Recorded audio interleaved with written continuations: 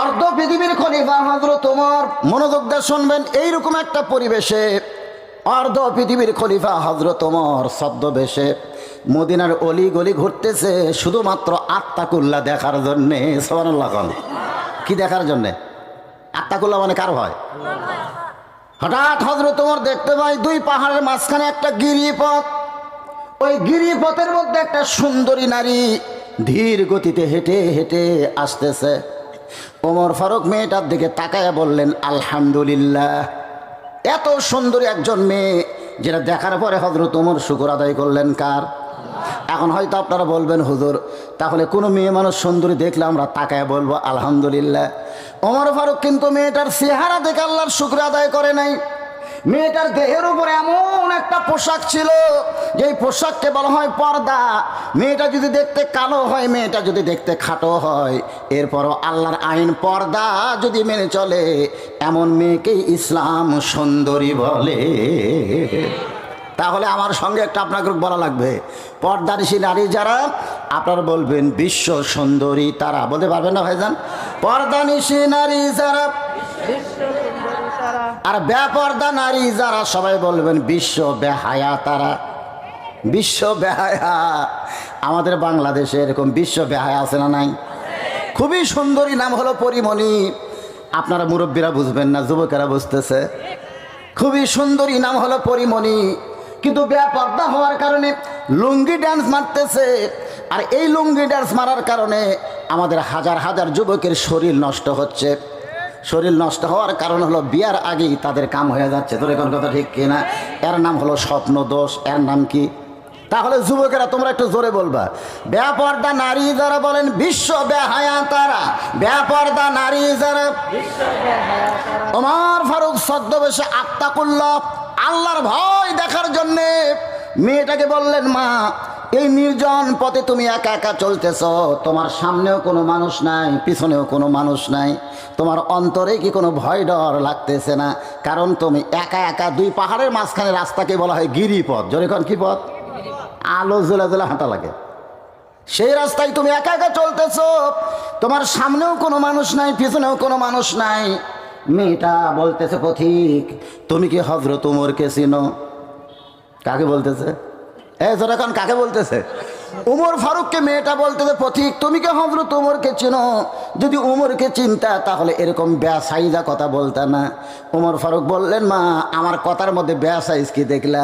মেয়েটা বলে, পথিক রে, আল্লাহর কোরআন দিয়ে যখন রাষ্ট্র চলবে, মানুষের আইন নয়, যে কোরআনের ওয়াজ শুনতেছেন এই কোরআন দিয়ে যখন রাষ্ট্র চলবে, তখন পৃথিবীর এক প্রান্ত থেকে আর একটা প্রান্তে একটা মহিলা যাবে, ওই মহিলার কলিজায় শুধুমাত্র আল্লাহ ছাড়া অন্য কারো ভয় থাকবে না।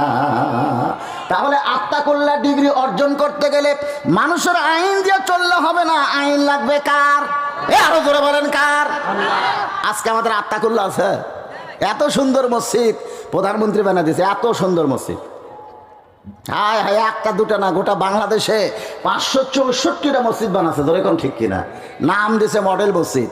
আপনি যদি সেই মসজিদে জোহরের নামাজ পড়বার চান, আর আপনার পায়ের মধ্যে যদি 2000 টাকার জুতা থাকে, আপনি বলেন কি জুতা দরজাত হবেন? এই সত্যি কথা বলেন, জুতা কি দরজাত হবেন? তখন আপনি চিন্তা করবেন, ভাই আমি আল্লাহর হয়ে মসজিদে ঢুকবো, বাইরে হয়ে দেখবো জুতা নাই, দরকার কি জুতা সামলাই। ধরে কোন কি সামলাই? জুতা হাতে নিয়ে যখন ভিতরে ঢুকতেছে, মুয়াজ্জিন সাহেব বলতেছে, ভাইজান কার ভয়ে ঢুকতেছেন? আল্লাহর ভয়ে। তুমি জানিস না নামাজ পড়ালাই কার ভয়ে? তো জুতা কেন? তখন উসকে উসকে হাসি, আর গায়ে চোরের ভয়। আল্লাহর ভয়, চোরের ভয় একসঙ্গে যদি রয়, তার কোনোদিন নামাজ কবুল হয় না। নামাজ কবুল করতে গেলে শুধুমাত্র ভয় করতে হবে কার? আরো ধরে কান। বর্তমানে যে আইন চলতেছে, সে আইন দিয়ে চোরের কোনো শাস্তি হচ্ছে না, বরং চোরেরা সিনা টান করা ঘুরতেছে, আর ভালো মানুষ দুর্বল হয়ে গেছে। ধরে কোন কথা ঠিক কিনা? চুরি করলে চোরের হাত কাটা দাও। এ আল্লাহর আইন যদি বাংলাদেশে থাকতো, তাহলে 2000 টাকার জুতা কেন, সোনার টোপলাও যদি দরজায় রাখতেন, চোর কোনোদিন হাত দিত না। দিত? কেন হাত দিবার গেলি তার ইমান কি বলতো? দরকার নাই ভাই, ভালো হাত আমি কাটবো নাকি? আমার জিনিস আমি পরের জিনিস নিব না। কোরআন দিয়ে যখন বাংলাদেশ চলবে, প্রত্যেকটা মানুষ তার সীমানার মধ্যে থাকবে, অন্যের সীমানায় কোনোদিন প্রবেশ করবে না। আমার সীমানা হচ্ছে আমার বউ। আমি যদি 100 বার দেখি সওয়াব না পাপ? আমার বউয়ের দিকে আমি 100 বার তাকাবো, এটা হচ্ছে আমার সীমানা। আর আমার সীমানার বাইরে হলো আমার শালি। শালি কিন্তু আমার সীমানার বাইরে। ওর দিকে যদি 2 বার তাকায়, আমার সওয়াব হবে না পাপ হবে? তাহলে চিন্তা করেন, আমার সীমানা হলো আমার পকেট। আমি 100 বার হাত দেবো, অসুবিধা আছে? কিন্তু এই পকেটে তাহলে একবার হাত দিলেই আমার খবর হয়ে যাবে। আল্লাহর কোরআন দিয়ে যখন দেশ চলবে, তখন প্রত্যেকটা মানুষ তার সীমানা চিনতে পারবে, অন্যের সীমানায় কোনোদিন প্রবেশ করবে। মেয়েটা বলে পথিক, আল্লাহর কোরআন দিয়ে যখন রাষ্ট্র চলবে, এই কোরআনের আইন চালু করেছে হযরত ওমর, সেদিন থেকে মানুষ এক প্রান্ত থেকে আর এক প্রান্তে যাবে, ওই মানুষের কলিজায় কেবলমাত্র ভয় থাকবে কার? তাহলে আত্তাকুল্লাহ ডিগ্রি অর্জন করতে গেলে শুধু কোরআনের ওয়াজ শুনলে হবে না, কোরআন মোতাবেক চলা লাগবে? তাহলে আমার সঙ্গে সবাই একটু বলবেন, সেদিন ষোড়শী নির্জন পথে যাবে, কোনো জন কটু কথা কবে না, পথে আর প্রান্তরে সম্পদের মোহে পড়ে খুন আর রাহাজানি হবে না। সবাই বলেন, যদি মেনে চলি কোরআন। জোরে কোন কি? কে ভাই, কোরআনের পক্ষে কথা বলবেন না? কোরআন কিন্তু দলিল, কোরআন কিন্তু সুপারিশকারী। হাসরের ময়দানে এই কোরআন আপনাদেরকে জান্নাতে যাওয়ার সুপারিশ করবে। সুবহানাল্লাহ বলেন। তাহলে সেই কোরআনের পক্ষে কথা বলা দরকার আছে না নাই? তাহলে সবাই বলেন, যদি মেনে চলি কোরআন আর রাসূলের বিধান, সকলেই শান্তিতে থাকবে, বাংলার আকাশে কলেমার পতাকা যেদিন দুলবে। ওমর ফারুক আল্লাহর শুকরিয়া আদায় করলেন যে আত্তাকুল্লাহ ডিগ্রি অর্জন মেয়েটার হয়েছে কি হয় নাই? এখন হয়েছে কি হয় নাই? ওমর ফারুক বললেন, মা তুমি যে ধীর গতিতে চলতেছ, আমার মনে হয় তোমার কোনো দুঃখ আছে, কারণ তোমার চালচলন দেখলেই বুঝতে পারি তুমি ধীরে ধীরে হাঁটতেছ, আমার মনে হয় তোমার কোনো দুঃখ আছে। মেয়েটা বলে, পথিক রে, আসলেই আমি একজন দুঃখী নারী। আজকে 6 দিন হলে হযরত উমরকে আমি খুঁজতেছি, যদি হযরত উমরকে খুঁজা পাই, তাহলে আমার দুঃখের কথা তার কাছে একটু বলবার চাই। কয়দিন হলে খুঁজতেছে? আপনারা বলেন তো, মেয়েটা যার সামনে কথা বলতেছে তার নাম কি? মেয়েটা বলতেছে, আমি হলাম একজন দুঃখী নারী, আজকে 6 দিন হলো হযরত উমরকে আমি খুঁজতেছি, যদি উমরকে খুঁজে পাই আমার দুঃখের কথা একটু বলবার চাই। ওমর ফারুক বললেন, মা তুমি কি উমরকে চিনো? এই তুমি কি উমরকে চিনো? উমর হচ্ছে অর্ধ পৃথিবীর খলিফা। এই বাংলাদেশের মতন 96টা দেশ, জোরে কোন কয় দেশ? 96টা দেশের হলো রাষ্ট্রপতি। তাকে তুমি 2 পাহাড়ের মাঝখানে খুঁজতেছ। তাকে যদি পাবার চাও তাহলে রাষ্ট্রভবনে যাও, গণভবনে যাও, সংসদ ভবনে যাও, বঙ্গভবনে যাও। এইগুলো ভবন বাদ দেয়া 2 পাহাড়ের মাঝখানে খুঁজতেছ। তুমি কি উমরকে গরু ছাগল মনে করছো নাকি? মেয়েটা বলে, পথিক রে, আল্লাহর কোরআন দিয়ে যখন রাষ্ট্র চলবে, তখন নেতা খোঁজা লাগবে না, বরং নেতারাই দুঃখী মানুষকে খুঁজে বেড়াবে। লিল্লাহু আকবার। যে কোরআনের ওয়াজ শুনতেছেন, এ কোরআন দিয়ে যদি বাংলাদেশ চলে, তাহলে নেতা খোঁজা লাগবে, বরং নেতারাই দুঃখী মানুষকে খুঁজে বেড়াবে। আল্লাহর কোরআন দিয়ে যদি বাংলাদেশ চলে, একটা গরিব ধনীর বাড়িতে যাওয়া লাগবে না, বরং প্রত্যেকটা ধনী গরিবের বাড়িতে আসবে। জোরে কোন কথা ঠিক কিনা? আল্লাহ বলেছে, লাখ টাকা তোর আছে, 2,500 টাকা গরিব দে, না দিলে জাহান্নামে যাওয়া লাগবে। 1 কোটি টাকা আছে, 2.5 লাখ টাকা গরিবের দিয়ায়, না দিলে জাহান্নামে যাওয়া লাগবে। তখন প্রত্যেকটা ধনীরা জাহান্নামে না যাওয়ার জন্য গরিবদের কাছে টাকা দিয়ে দিবে। এখন গরিবেরা হয়তো রাগ করে দরজা বন্ধ করে দিবার পারে। আমার এলাকার এক ফকিরকে একজন নেতা গাড়ি থামায় সালাম দিছে। কি দিছে? সালাম দিছে। আসসালামু আলাইকুম চাচা, কেমন আছেন? লোকটা হলো ফকির, ওই খালি চারিদিকে তাকায়। তখন নেতা বলে, কি দেখেন চাচা? বলে, তুমি কারে সালাম দিলে? বলে, আপনাকে। বলে, আমি না ফকির, ভিক্ষা করে খাই। চাচা আপনি জানেন না, ভোটের আগে আপনিও জাহামত। ফকির কয়, ও ভোটের আগে? ভোটের আগে আর ভোটের পরে আমরা বাংলাদেশের মানুষ যদি কোরআনের শাসন পাইতাম, তাহলে নেতারা শুধু ভোটের আগে পাইতাম না, সব সময় নেতাকে আমরা কাছে পাইতাম। ধরে কোন কথা ঠিক কিনা? এখন গরিব দরজা বন্ধ করে দিছে, এক ব্যাগ টাকা নিয়ে ধনী আর এক গরিবের দরজা গেছে, ওই কয় মাফ কর মাফ কর। ধনী কয় আল্লাহ রে, গরিব হয় ভালো রে, খালি দরজা খুলে বসে থাকা, আজ ধনী হয়ে আবার কি বিপদ। 7 দিন ধরে খুঁজতেছে, একটা গরিবও টাকা নেয় না। মনের দুঃখে এক ব্যাগ টাকা নিয়ে মরুভূমির মধ্যে গেছে, যা থেকে বস্তা মাথাতে একজন ঘুম পাড়তেছে, আল্লাহ পাইছি রে। বস্তালা গরিব মনে করে সালাম দেয়, আসসালামু আলাইকুম। ও লাভ দেয় আলহামদুলিল্লাহ। ব্যাগ আলা কয় কেরে ভাই, তোরে সালাম দিলাম আর তুই আল্লাহ শুক্রিয়া আদায় করলি, তার মানে তুই ও আলাইকুম সালাম করতে পারিস না? তোকে ভাই রে, এক বস্তা টাকা নিয়ে 15 দিন ঘুরতেছি ভাই, একটা গরিবও নেই। তোকে গরিব মনে করে আলহামদুলিল্লাহ আল্লাহ শুক্রিয়া আদায় করছে। তখন বলে আমি ঘুরি 7 দিন, তুই ঘুরিস 15 দিন, তাহলে গরিব গেল কোন জায়গায়? আল্লাহর পক্ষ থেকে ইলহাম করা হলো, যখন সুদ ভিত্তিক অর্থনীতির কবর দিয়া যাকাত ভিত্তিক অর্থনীতি চালু হবে, ওই ভূখণ্ডের জন্য আল্লাহ রহমত বরকতের দরজা খুলে দিবে। ধরে কেন সুবহানাল্লাহ। আজকে আমাদের বাংলাদেশে টাকা আছে না নাই? টাকা আছে কিন্তু যাকাত নাই, সুদ আছে। ধরে কেন কি আছে? সুদে টাকা আছে কিন্তু শান্তি নাই, শান্তি নাই। সুদের যে 1 টাকা খায়, নিজের মায়ের সঙ্গে 42 বার জিনা করার গুনাহ হয়। আল্লাহ রাসূল এই কথা বলতে 3 বার মুখে হাত দিয়েছেন, 3 বার। আবু বকর বলে হুজুর কি যেন বলবেন, বারবার মুখে হাত দেন। রাসূল বলে আমি বলি কেমনে, মানে বলতে আমার ভয় লাগতেছে। সাহাবেরা বললেন হুজুর আপনি বলেন। রাসূল বললেন যে সুদের 1 টাকা খায়, নিজের গর্ভধারিণী মায়ের সাথে 42 বার। কি তো যারা খাচ্ছেন তো ভালোই খাচ্ছেন মাশাআল্লাহ। একটু মনোযোগ দিয়ে শুনবেন। ওমর ফারুক বলতেছেন, মা তুমি যে ওমরকে খুঁজতেছ, আমি হইলাম সেই ওমর। মেয়েটা বোরকা গাউত দিয়ে আছে, পর্দা করে আছে, মাটির দিকে তাকায় খিলখিল করে হাসতেছে। ওমর ফারুক বললেন, মা তোমার হাসার কারণ?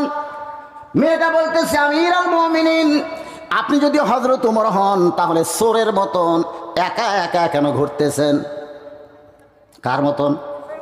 চোরের মতন। আপনার কি কোনো চামচা নাই? যেরকম কি নাই?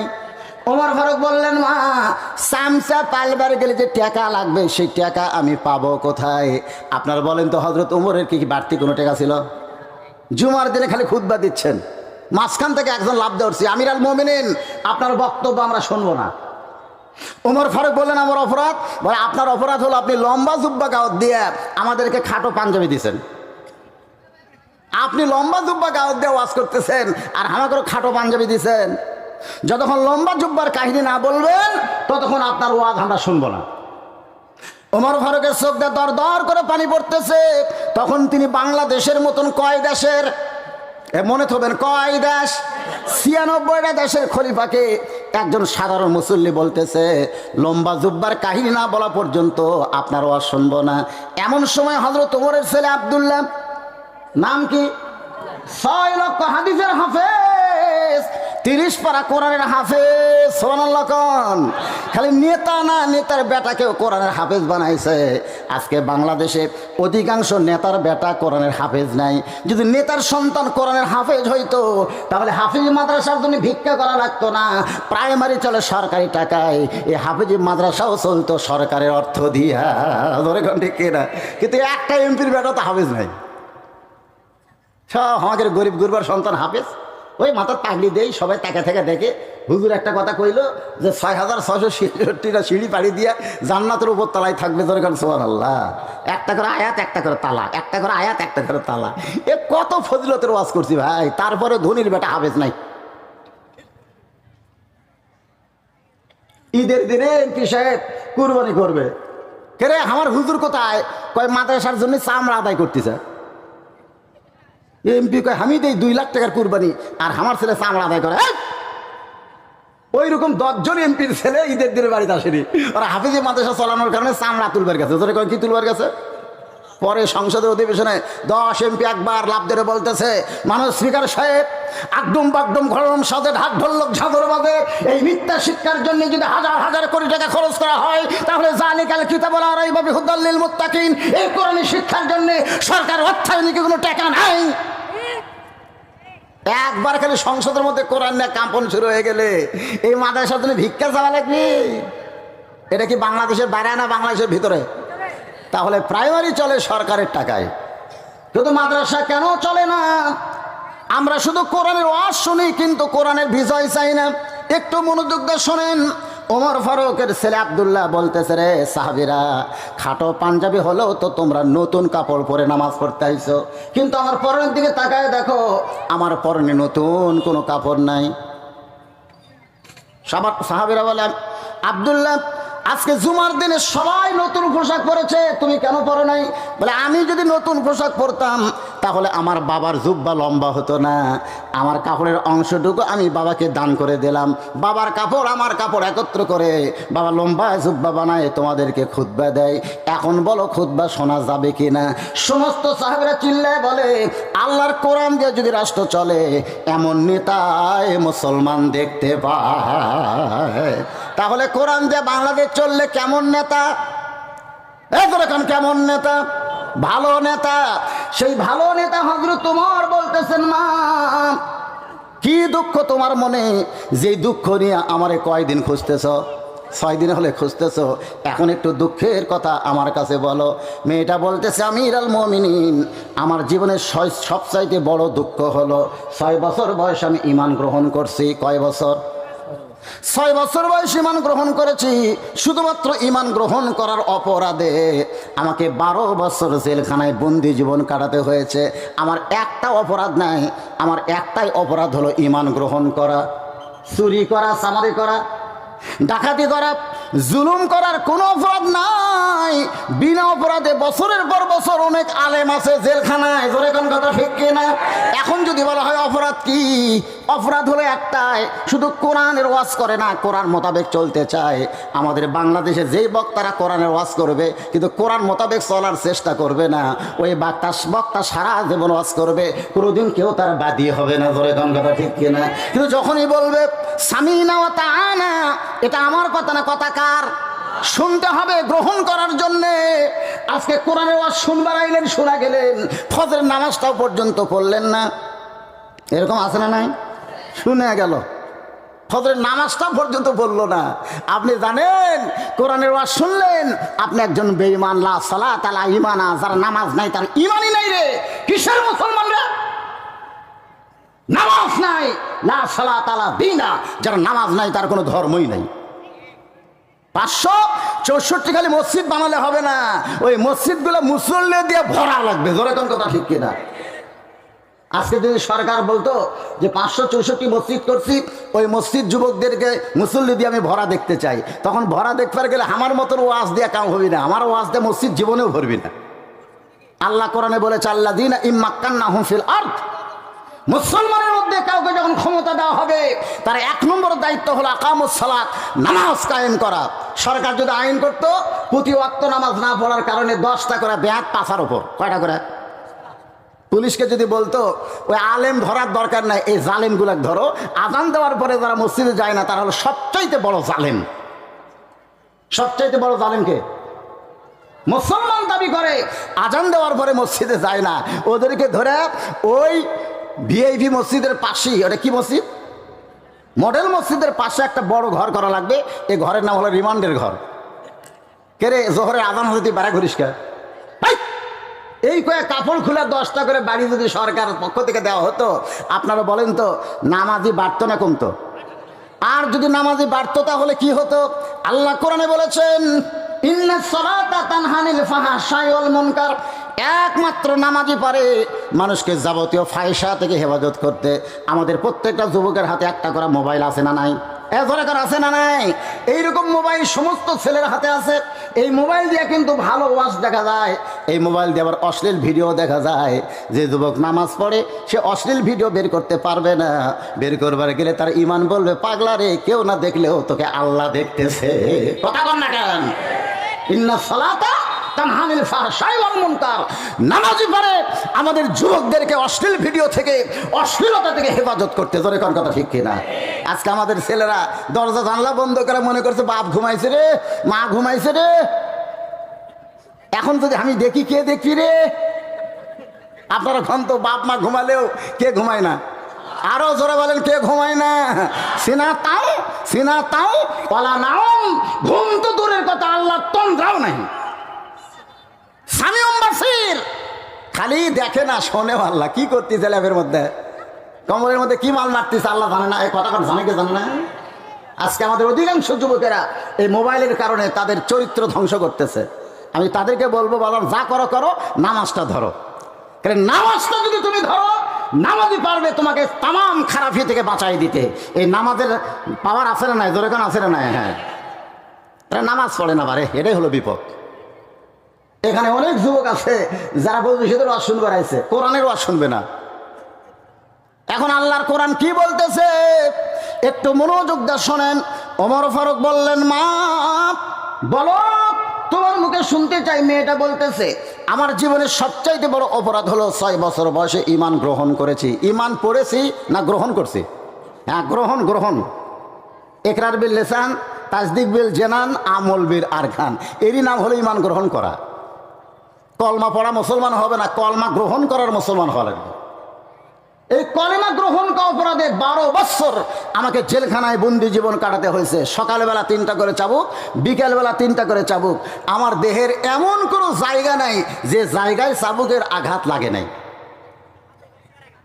আমির আল মুমিনিন 12 বছর জেলখানায় বন্দি জীবন কাটাইতে আপনি যখন রোম পারস্য দখল করলেন, আমি রোমের একটা জেলখানার মধ্যে বন্দি ছিলাম, তখন আপনি ঘোষণা করলেন মুসলমান কোন রাষ্ট্র যখন দখল করবে, ওই রাষ্ট্র তখন আল্লাহর কোরআন দিয়ে চলবে। আর আল্লাহর কোরআন দিয়ে যদি কোনো রাষ্ট্র চলে, ওই রাষ্ট্রের মধ্যে জেলখানার কোনো দরকার হবে। কোরআনের বিচার হলো ডাইরেক্ট অ্যাকশন। জোরে কোন ডাইরেক্ট, গোপনে ডাইরেক্ট অ্যাকশন হলে কোনো জেলখানার দরকার নাই। আপনি জেলখানার দরজাগুলো খুলে দিলেন। এখন 12 বছর বন্দি থাকার পরে জেলখানার দরজা যখন খোলা পাইলাম, তখন আমি যাব কোথায়? কারণ আমার দাদা খ্রিস্টান, আমার বাপ খ্রিস্টান, আমার মাও খ্রিস্টান। যেই দেশে আমি জন্ম নিয়েছি ওই দেশটাও হলো খ্রিস্টান। ওই খ্রিস্টান দেশের মেয়ে আমি মুসলমান হওয়ার কারণে আমি আর তাদের কাছে ফিরে যাবার পারলাম না। আমি জেলখানা থেকে বের হইয়া আজকে 6 দিন হলে আপনাকে খুঁজতেছি। যদি আপনাকে পাই, তাহলে আপনার কাছে এই দুঃখিনী মেয়ে একটু আশ্রয় চায়। একটু কি চাই? ওমর ফারুক মুচকে হাসি দিলেন। মেয়েটা বলে, আশ্রয়ের কথা বললাম, আপনি হাসেন কেন? ওমর ফারুক বলে, মা আমি তোমাকে আশ্রয় দিবার পারবো না, তবে ইসলাম তোমাকে অধিকার দিয়েছে। আপনারা সুবহানাল্লাহ 2-1 জন আস্তে আস্তে বললেন কেন? আপনারা বলেন তো, ইসলামে মেয়েদের অধিকার আছে না নাই? হ্যাঁ, দরকার আছে না নাই? ইসলাম যে অধিকার নারীদেরকে দিয়েছে, এই অধিকার কোনো ধর্ম দিতে পারে নাই। অথচ ইসলামের মধ্যে আমাদের কতগুলো মেয়া, ঢাকা ভার্সিটির ছাত্রী, ওর আবার মিছিল করে দেহ যার অধিকার তার। এই মৌলবীকের কথা মতো দেহ কালো কাপড়ের মধ্যে ঢুকার লাগবে কারে? এই বেলাও ছাড়া এক মেয়েকে সরার সেই সাংবাদিক সম্মেলন করলেন, আমার দেহ সিদ্ধান্ত আমার। আরে 90% মুসলমানের দেশে একজন মেয়ে বলে সাংবাদিকদের সামনে, ইসলাম মেয়েদেরকে কোণঠাসা করেছে, ইসলাম নারীদের কোণঠাসা করে নাই, মায়ের পায়ের তলে ইসলাম সন্তানের জান্নাত দিয়েছে। জোরে কোন কথা ঠিক কিনা? আপনারা বলেন তো, কোরআন হাদিস খুঁজে পাবেন পুরুষের পায়ের তলে জান্নাত? আমরা অনেক বক্তার মুখে আগে শুনছি, বুড়া বক্তারা, স্বামীর পায়ের তলে বইয়ের জান্নাত। সম্পূর্ণ ভুয়া কথা। স্বামীর পায়ের তলে বইয়ের জান্নাত, এটা কিন্তু ভুয়া কথা। আগেকার মৌলবীরা এরকম গাঁজাখুরি ওয়াজ করে বউ বলতে, পাউটি বেঁধে ফাটা পাও ভ্যাসলিন যেতে, মনে করতে বউ আর দাসী বান্দি, বউ তোমার দাসী বান্দি। আল্লাহ কোরআনে বলেছে, হুন্না লিবাসুল্লাকুম ওয়া আনতুম লিবাসুল্লাহুন্না। স্বামী হলো বিবির পোশাক, বিবি হলো স্বামীর পোশাক। মা আয়েশা বড় একটা মিষ্টি, এটা আমরা কুমড়া কই, কাটতে পারতেছে না। রাসূল বলে, এত বড় কুমড়া তুমি পারো, আমি কাটে দিই। রাসূল নিজে কুমড়া করতেছে।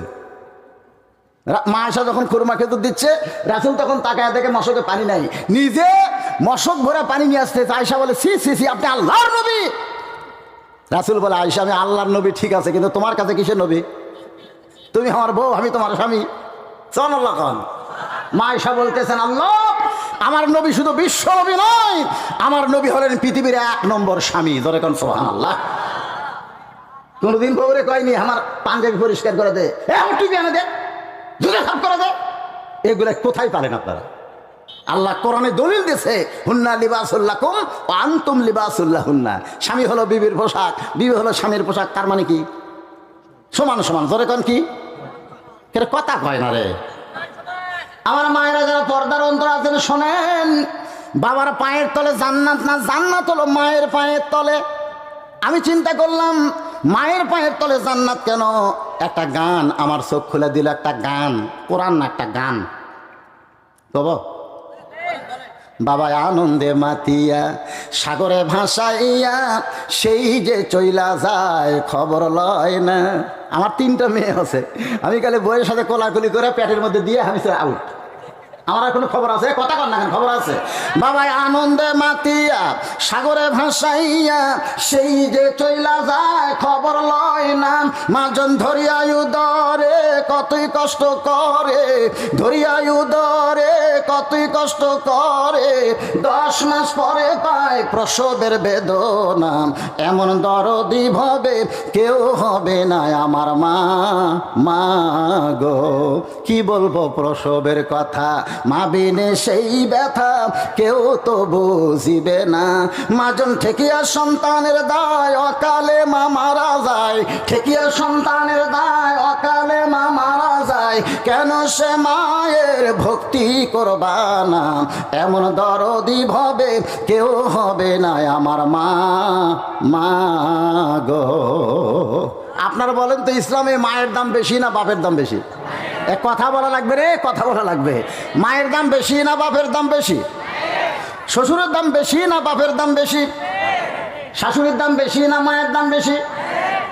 আমার মা 25 ডিসেম্বর যখন মারা গেল, তখন আমার শাশুড়ি আমাকে বলতেছে, বাবা মা মরে গেলে কি হবে রে, আমি তো একজন আছি।